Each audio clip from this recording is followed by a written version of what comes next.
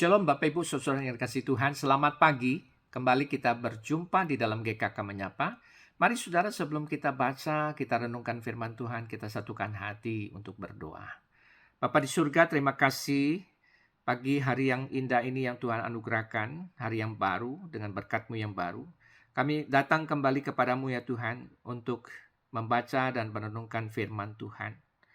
Mari ya Tuhan, bersabdalah. Biarlah firman-Mu yang adalah pelita bagi kaki kami dan terang bagi jalan kami. Boleh kami baca dan kami renungkan untuk menuntun kehidupan kami sepanjang hari ini dan selanjutnya. Di dalam nama-Mu Tuhan Yesus kami sudah berdoa. Amin. Bacaan kita pagi ini terambil dari Bilangan, saudara. Bilangan pasal yang ke-17, ayat yang pertama sampai dengan yang ke-11. Satu perikop. Satu pasal juga, Bilangan pasal 17 ayat 1 sampai yang ke-11 saja saudara. Tapi kita hanya akan melihat atau memfokuskan pada ayatnya yang kelima saudara. Dari Bilangan pasal 17 ayat yang kelima saudara. Demikian firman Tuhan, orang yang kupilih, tongkatnya akan bertunas. Demikianlah aku menyingkirkan dariku sungut-sungut orang Israel, sungut-sungut yang orang Israel ucapkan terhadap kamu. Nah Bapak Ibu saudara yang dikasihi Tuhan, bacaan kita pagi ini bicara tentang cara Tuhan menyelesaikan masalah yang terkait dengan kepemimpinan Musa dan Harun. Dari bacaan ini saudara, pelajaran apa yang bisa kita renungkan?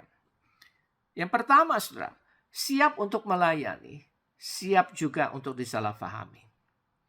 Nah sebagai pemimpin umat yang dipilih Tuhan, Musa dan Harun tentunya berusaha menunjukkan hidup dan kepemimpinan yang terbaik, yang jadi berkat, yang jadi teladan bagi umat yang dipimpinnya. Namun mesti demikian saudara, ada orang dari suku Lewi, dari suku Ruben, yang mengajak sekelompok orang Israel, para tua-tua, para pemimpin, saudara, pemimpin umat, mempertanyakan otoritas kepemimpinan Musa dan Harun. Itu kita bisa baca di dalam Bilangan pasalnya yang ke-16 ayat yang ketiga.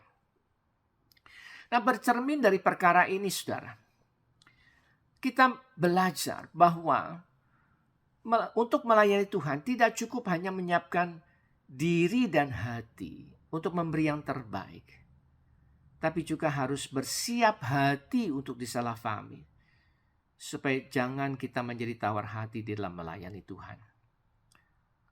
Dan kita juga belajar bahwa ironisnya salah faham yang muncul bisa datang bukan dari umat yang dilayani, melainkan dari rekan sesama pelayan Tuhan.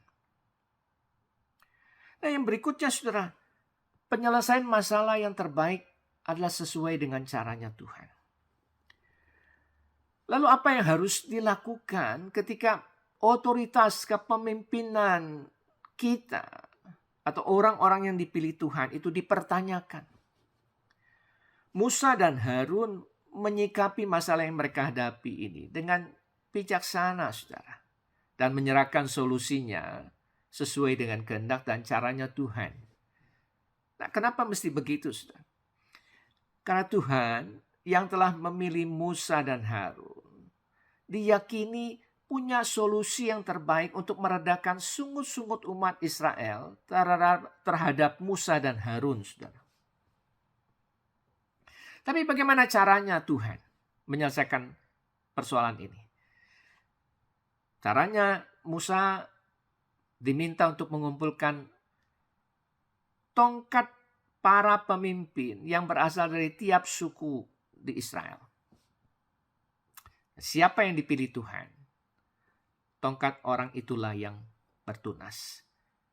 Dan saudara tahu ternyata Tuhan memilih Harun, saudara.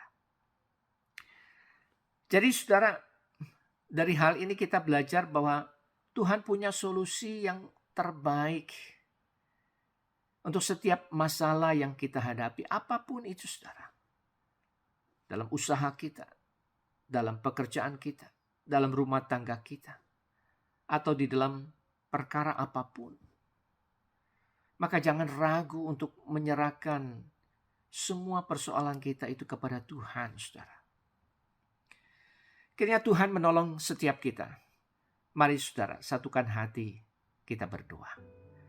Bapa di surga, terima kasih untuk firman-Mu yang boleh kami baca dan renungkan pada pagi hari ini. Biarlah Tuhan yang memeteraikan firman-Mu ini sungguh boleh terus bertumbuh dan menghasilkan buah berlipat kali ganda, yang memberkati bukan hanya kami anak-anak-Mu, tetapi juga orang-orang yang ada di sekitar kami. Terima kasih Bapa. Inilah doa permohonan kami dan ucapan syukur kami yang kami naikkan hanya di dalam nama-Mu Tuhan Yesus Kristus. Amin. Selamat pagi dan selamat beraktivitas Bapak, Ibu, saudara yang dikasihi Tuhan. Tuhan Yesus memberkati. Amin.